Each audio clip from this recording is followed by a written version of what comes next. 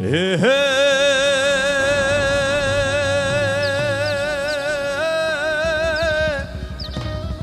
એ પણ મોઢે બોલું એમાં તો મને હાચે જ નાનપણ સાંભળે.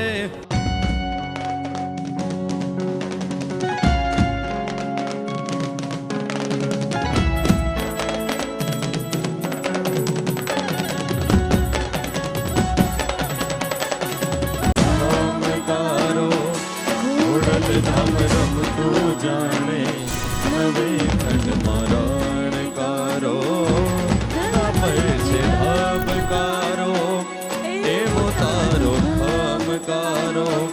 ઘોડલ ધામ રમતું જાણે નવે ખંડ મરણ કરો. ઘોડલ ધામ વેસ્ટ ઝોન, ઘોડલ ધામ વેસ્ટ ઝોન જાણે ધબકારો હૈયે ધબકારો.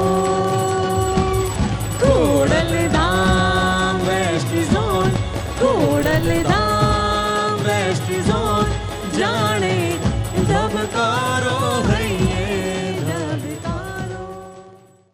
માતાજીના નવા નોરતાનો પ્રારંભ થઈ ચૂક્યો છે અને આજે ત્રીજું નોરતું છે. પહેલા નોરતે ખૂબ ઉત્સાહ સાથે રંગીલા રાજકોટની રંગીલી પ્રજાએ ખૂબ ઉત્સાહ સાથે ગરબાની મોજ માણી હતી અને બીજા દિવસે બે ગણા ઉત્સાહ સાથે રાજકોટવાસીઓ ગરબે ઘૂમ્યા હતા. અને આજે નવરાત્રીનો ત્રીજો દિવસ છે અને રાજકોટવાસીઓની અંદર ત્રણ ગણો ઉત્સાહ દેખાઈ રહ્યો છે. અમે શ્રી ખોડલ ધામ ટ્રસ્ટ સંચાલિત ગરબા મહોત્સવના વેસ્ટ ઝોનમાં આજે પહોંચ્યા છીએ અને અહીંના જે ખેલૈયાઓ છે તે શું ઈચ્છી રહ્યા છે અને તેમની અંદર કેવો ઉત્સાહ છે આપણે સૌ સાથે મળીને જોઈએ.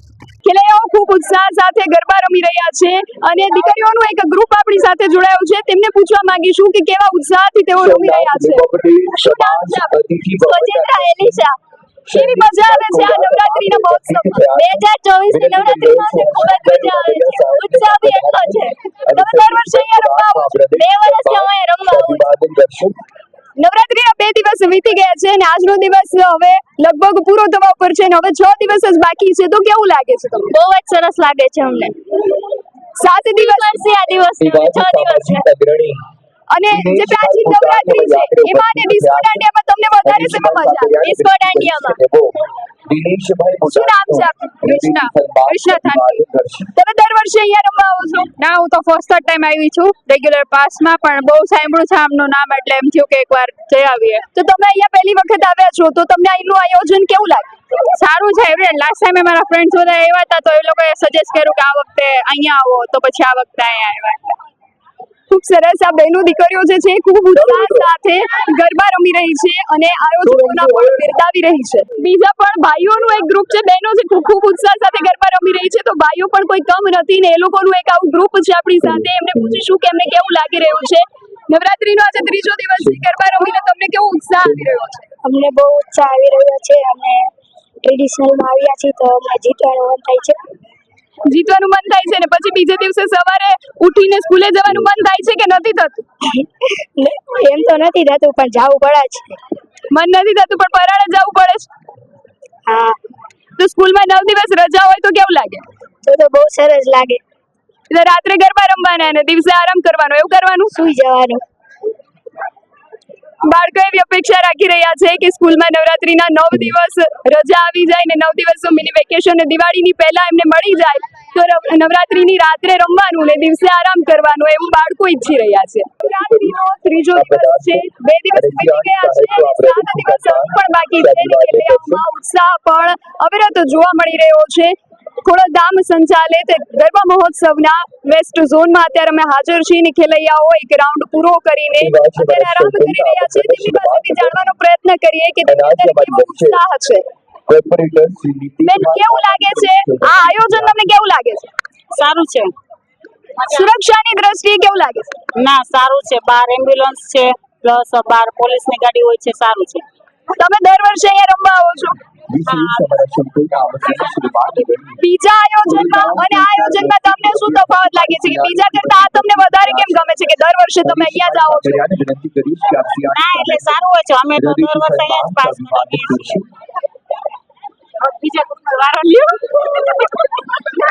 તમે લોકો અલગ અલગ સ્ટેપ્સ રમતા હોવ છો, તો આ વર્ષે નવો શું સ્ટેપ આવેલો છે? નવો સ્ટેપ તો બસ 20 જ ગમે છે બધાને તો. 20 જ ગમે છે એવું છે. અને જે જૂના પેલા પ્રાચીન ગરબી રમતા એ રીતની ગરબીમાં વધારે મજા આવે કે આ રીતે વધારે મજા આવે છે? ના, પેલા તો પ્રાચીન જ નંબર 1 કહેવાય. એટલે તમને પ્રાચીન ગરબીમાં વધારે મજા આવે છે કે ડિસ્કો દાંડિયામાં વધારે મજા આવે? પ્રાચીનમાંય મજા આવે ને અહીંયા પણ મજા આવે. રાજકોટની રંગીલી જનતા રંગબેરંગી પોશાક પહેરીને ટ્રેડિશનલ વસ્ત્રો પહેરીને ગરબાની મોજ માણી રહી છે, ત્યારે એક ખેલૈયા આપણી સાથે જોડાયા છે. તે ખૂબ સરસ મજાના ટ્રેડિશનલ વસ્ત્રોમાં અહીંયા ગરબા રમવા માટે આવ્યા છે. એમને જ પૂછીશું કેટલામાં ભાડે લીધા? 12 પાસ આ કપડાં તમે કેટલામાં લીધા? 2500.